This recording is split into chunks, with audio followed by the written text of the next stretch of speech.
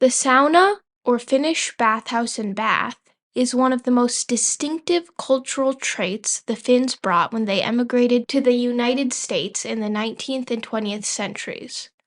No other custom or tradition of these Northern Europeans generated as much interest, curiosity, flights of fancy, and more recently, imitation among their non Finnish neighbors.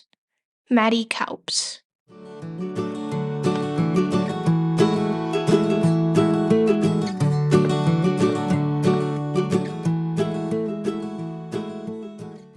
Hi, this is Risto, and welcome back to the Sauna Trail podcast. Join us in our adventures as we share the story of how our family discovered the world of Finnish sauna. You might be wondering, why would anyone do a podcast dedicated to something as commonplace as sauna? It's like doing a podcast about pancakes, cashews, or string. Well, if you stick around, you might find out that there's more to sauna than you realized. In our most recent episodes, we recounted our travels to Thunder Bay, Canada, where we used 2 wood-fired saunas, discovered a new food, Finnish pancakes, and sledded in our birthday suits. You can find a link to the recipe for our favorite Finnish pancakes in the show notes. And we even made them this past week. We were inspired by the episode. Yeah, after making them, I realized I should have put in the recipe. They're best if you make the batter the night before and then cook them. The pancake holds up a lot better in the pan and it doesn't fall apart as easily. Yeah, they were really tasty. Well, so that's probably enough about pancakes for now. In this episode, it's going to be a sauna adventure that just Nahlah and I took. We're going to get super geeky and tell how we ended up traveling to the University of Minnesota in Minneapolis to do sauna research in their library archives. We decided to go on this daddy-daughter adventure after I discovered the Matti Kaups archive while reading the book The Opposite of Cold by Michael Nordskog and Aaron Hautala. We've mentioned this book several times on the Sauna Trail. Perhaps now would be a good time to provide some of the backstory of The Opposite of Cold and Matti Kaups. Michael Nordskog grew up in Minnesota on the north shore of Superior. His grandparents purchased some property on a small lake, which had many Finnish residents with saunas. His family built a cedar log sauna that Michael grew up enjoying. At some point, the lower logs needed replacing, and rather than just demolishing the building, Nordskog decided to rehab the existing structure, which proved to be quite the adventure. His decision was partially influenced by the writings of Sigurd Olsen, a famous Minnesota conservationist and author, who told the story of finding and moving an old Finnish square log building to use as his sauna at his property on Burntside Lake. You can read more about that story in Sigurd Olsen's book Runes of the North. Nordskog was also influenced by Matti Kaups, who we mentioned before, and we will have more on him later. After the sauna rehab project was completed, Michael wrote a couple excellent articles about the process. One was for the Rake magazine in 2004, and the second was the next year for Lake Country magazine. He worked with a photographer, Aaron Hautala, for the Lake Country article, which resulted in the two of them pitching a sauna book idea to University of Minnesota Press, which resulted in the book The Opposite of Cold, an ode to the Northwoods Finnish sauna, packed full of stunning photography. So this is a photo from The Opposite of Cold. It shows the Savu sauna in Cokato, Minnesota. It's maybe the oldest sauna in North America. And then this is the Emerson sauna in Duluth, Minnesota, which was designed by the architect David Salmela, who we will meet on a forthcoming episode. And this is a sauna at Camp du Nord in Ely, Minnesota, which we will also talk about in a future episode. And here you can see John Sari heating up his Savu sauna. And we visited this sauna in episode 7, the elusive Savu sauna. So as you can see, the Opposite of Cold has affected our sauna trail quite a bit. And then this is an interesting one. This is Jean Sibelius's, the famous musician and composer. It's his sauna in Finland. It has a very nice kind of old school feel to it. So early in my sauna studies, I stumbled upon Michael Nordskog and Aaron Hautala in a series of excellent YouTube videos that I've linked to in the show notes. And then soon after seeing those videos, I found their book, which represented the practice and history of sauna quite well.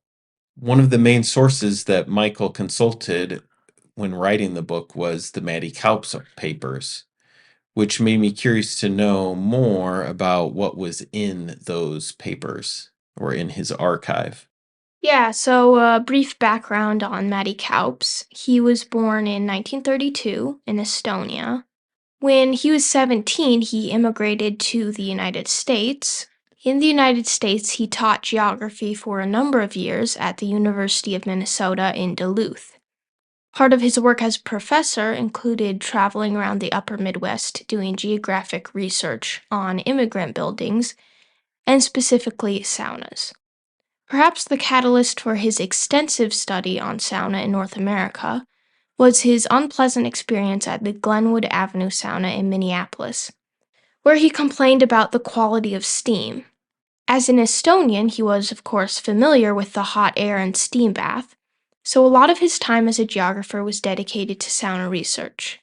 He documented the location of many public saunas all over the United States, captured pictures of the buildings he visited, and took notes on various magazine and newspaper articles about saunas. During his lifetime, he had a few books published, mainly on the subjects of pioneering and immigration. He was also featured in this 1996 documentary about Swedish immigration to the United States. And then with 1862, the Homestead Act, one could get 160 acres of land by improving it, getting title to it after 5 years. And that information, of course, came to Sweden. And as some students nowadays say, it blew the minds of some Swedes because it was an incredible amount of land. It was translated now into hectares and other units common in Sweden at the time. And indeed, there was hope and there was reason to leave. I'm not suggesting that everyone came from Sweden to land in America, but many certainly did. According to the University of Minnesota's website, Kaups was regarded as one of the nation's foremost authorities on ethnic vernacular architecture. He traveled widely, documenting and taking pictures of some of the early buildings built by immigrant people from Finland. Kaups died in 1998 at the age of 66 and was a Knight First Class of the Order of the White Rose of Finland and the recipient of a silver medal of King Gustaf of Sweden. His research is stored at the University of Minnesota Library in the Twin Cities. The archive contains an assortment of historical, linguistic, archaeological, and medical information about sauna. Of course, Pops heard about this archive and he had to go check it out. Yeah, it was like catnip for a cat. I was only about 8 years old at the time. This was in 2016, and I guess he thought it would be a good learning opportunity and adventure for me. We live only an hour and a half from Minneapolis, St. Paul, so we drove up there.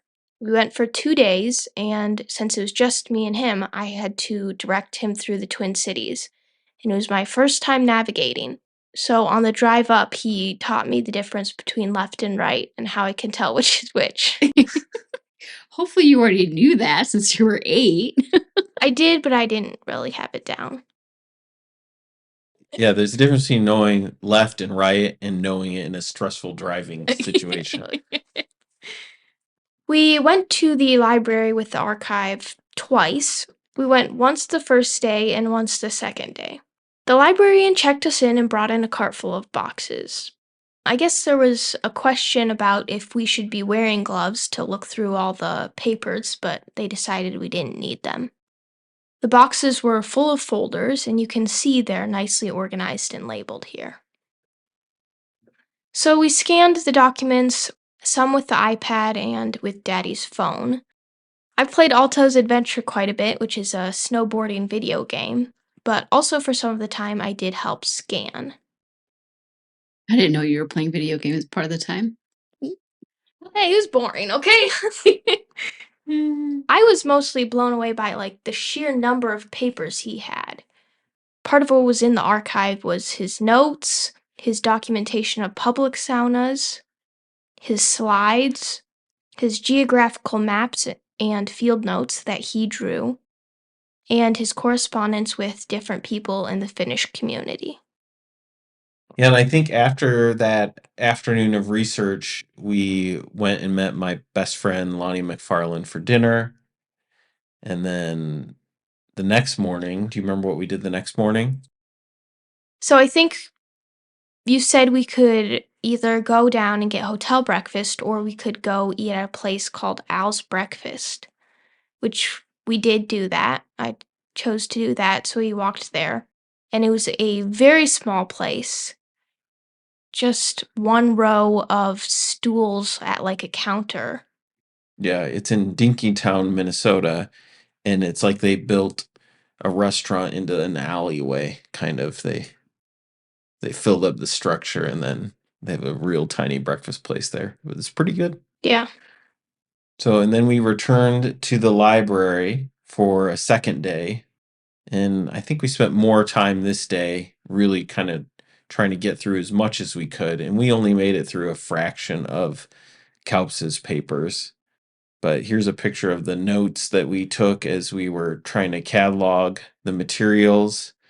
And we'd like to share some of the kind of interesting tidbits and nuggets that we found. How many boxes did you end up going through?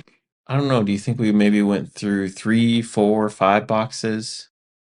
Yeah, 4 or 5 sounds right. And there were some of the boxes that didn't necessarily have a ton that was interesting to us. How many boxes do you think there are total? I don't know. It might be 9 or 10 boxes, but I don't remember. I'd have to dig through my notes to find that. Mm. So there's several photos in the archive, and here's one that shows an especially nice example of notched dovetail log construction. That is very nice and very tight. And then here's another photo.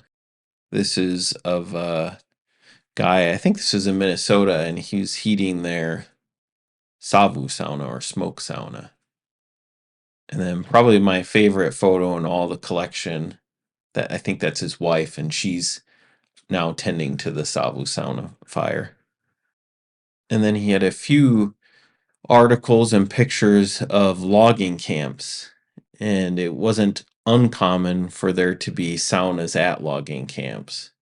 I like how 4 of the guys are named, but then the guy in the middle is just unknown. Yep. I like their sweaters. And here's another logging photo. The tractor pulling along a bunch of felled trees. And then an article about a guy that worked in a logging camp named Nels, who apparently would fix sprained or broken fingers, but also was good at cooking cats. Yeah, there's an interesting story in there. I read it. Like cats, like dogs and cats. Yeah. Like the pet cat. Yep. I think he tried to pass it off as rabbit. Oh. Yeah, I'm sure lots of crazy things happened at logging camps. Probably. Here's a picture of an old Finnish log building being moved down the road in northern Minnesota. Can you say mobile sauna?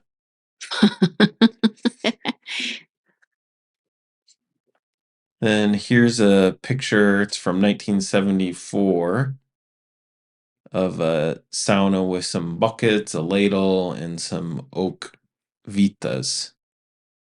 Do you think this was a sauna? Or is it just the picture that makes the benches all look so black?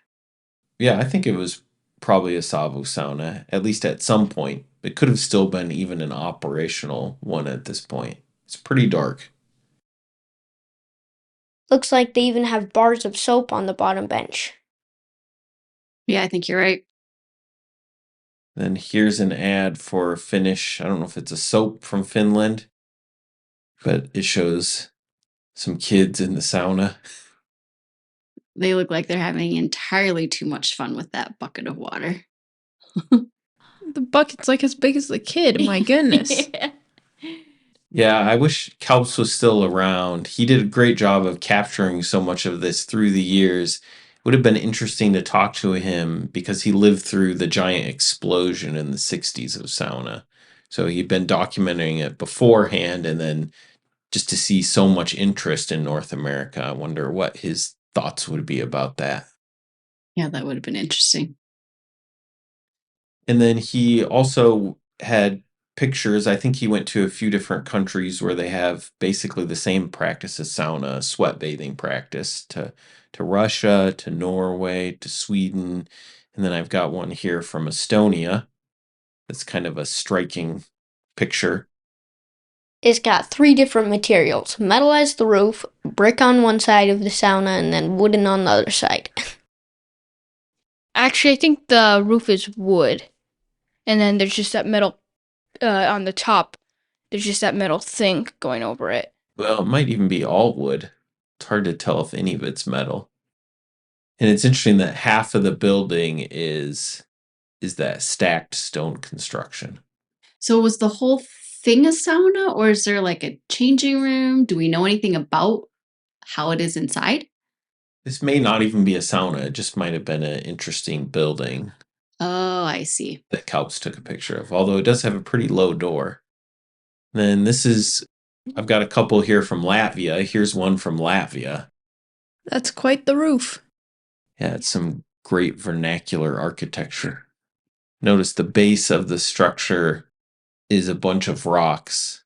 Do you know why they would put it on rocks like that? Drainage? No, not really. Not exactly. So the bottom wood wouldn't rot. Yeah, because the bottom logs tend to be the ones that go. Is that the reason we have rocks under our sauna? Well, no, we have rocks for drainage under our sauna, but then those rocks there are like the treated 6x6s that we have under our sauna for like foundational support. And the treated wood won't rot like the untreated wood. Then here's another one from Latvia. Is that grass, dirt, moss? Could be moss or grass, some sort of living or thatched roof. That's cool. I like that. Yeah, I take it back. This is quite the roof. And then another significant part of the archives was his research into public saunas. So it's just a wealth of information, and specifically he tried to document as many of the public saunas he could find in 1920. So in 1920, they were pretty much all Finnish saunas at that point in time. So this is a little later than 1920, but this is a picture of a public sauna in Duluth, which is where he lived. And then this is in Houghton, Michigan, Jukeri Sauna. And I think that's the owner there. So it must not have been open every day because he's got a sign that says sauna today, maybe? Yeah, I think a lot of these public saunas weren't open every day. It was very practical. It was a way to clean and bathe. And so they would just have it open a few days a week and at certain hours. He has a sisu sign in the door. Yeah, and to define sisu for people who don't know what that means, it's like the quality of grit or courage or, Determination. yeah, Tenacity. Yeah. And here's an old bar and sauna in Bowabic, Minnesota. A bar and sauna. I think that is the first time I've seen that together. Then here's a picture on the side of the road where they had a cafe and sauna. And then this is a sauna, public sauna with a big 7-Up advertisement. And I think this one might possibly be a public sauna in Virginia, Minnesota. 7-Up. I can't remember the last time I had a 7-Up. He had this map of Virginia with several dots on it. And I'm guessing those were probably public saunas, maybe in the 1920s. And this is Virginia, Minnesota, right? Yep, So that's the number of public saunas in that city at that time. I believe so. So 1, 2, 3, 4, 5, 6. Yep, and they had a lot of fins there up in the Iron Range. Wow. And then this was one of the heaters, and I think a public sauna. It's pretty unique. This could have been in the Virginia public sauna. They had heaters like this, or it could have been a different one. But you can see it has a radiator there with rocks on top of the radiator. And then I think probably some sort of bar to release steam or drop water onto the rocks. Oh, I see. So they built like an enclosure around the radiator that then the rocks could kind of nestle in. Yep. I see. And this wasn't uncommon. There actually were quite a few saunas like this in North America that used the available steam heat in radiators to heat saunas. Hmm. And then here's one that was in Brooklyn, New York. And several of these advertisements are in Finnish because what Matti did was he went through 3 Finnish language newspapers, and I think there were more. So there's probably more that he didn't find, but he went through 3 Finnish language newspapers and looked for advertisements for public saunas. And so this is one. You can see it's all in Finnish except for just a tiny bit in English. Yeah, Finnish steam baths in English. Yeah, and the interesting thing is like in those early days, the term sauna wasn't necessarily super common. It was translated into a steam bath. I wonder how much it cost to go use those in 1920. I've seen several mentions of 25 cents. Wow, that's amazing. I feel like I've seen that too, or like a nickel or something, or like 10 cents, and then there's a little bit more, you get a towel or something. I feel like I've seen a few of those that you might have shown me. Yeah. So this one, the Thomas Rajala bathhouse, it says 10 cents in Virginia, Minnesota. So I guess the 25 cents ones, those would be kind of the fancy spa-like ones. Yeah. Although this one says modern and fully equipped, so. And so here's several of the different advertisements for the public saunas. Wow, that's pretty cool. And they had them in Oregon and Massachusetts and Montana, Minnesota, kind of all over the place. So here's some handwritten sheets where you can see he was working on his public saunas in 1920. And he lists them by the different states. And there's the 3 different Finnish newspapers up there at the top, the Industrialisti and the Tovari and Rainaja. So he tallied them by reading the advertisements, or did he? I mean, I guess I'm just trying to figure out, like back then, like you can't just Google stuff. And this was back in 1920. So was he just doing it off the advertisements and how many different ones he saw in the newspapers? Yep. There were 10 in Astoria, Oregon. Yeah. It's interesting. You don't think of Astoria, Oregon as being like a major Finnish hub, but it was. That'd be interesting to know what that story is. How did they get there? Yeah, I wonder if someone's maybe written up a story of Finnish immigrants in Astoria, Oregon. If any of our listeners know, you can put a link to it in the comments. You can see Aberdeen, Washington had 5. Eureka, California had 3. Yep. Huh. Fitchburg, Massachusetts had 7. Wow. Yep. So then he ended up finding a total based upon those 3 publications that he looked at of 75 advertised public saunas.